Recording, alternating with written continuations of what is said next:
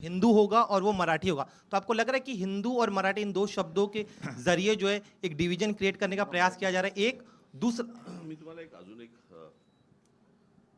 एक प्रश्न विचारतो. मला असं वाटतं की आपण थोडासा इतिहास माहिती नसेल तर सांगतो.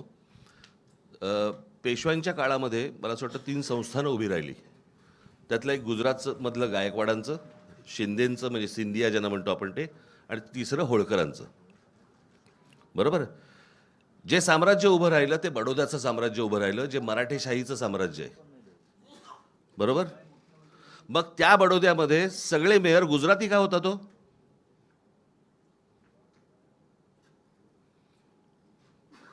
हा महाराष्ट्र आहे. महाराष्ट्रामधल्या प्रत्येक शहरामधला महापौर हा मराठीच होणार. इथे कसलं हिंदू मराठी करताय तुम्ही?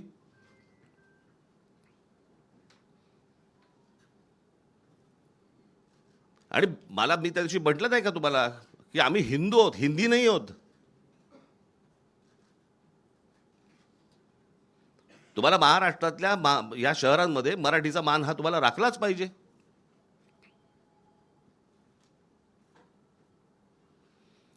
त्याच्यामुळे आमचा जो महापौर होईल तो मराठीच होणार.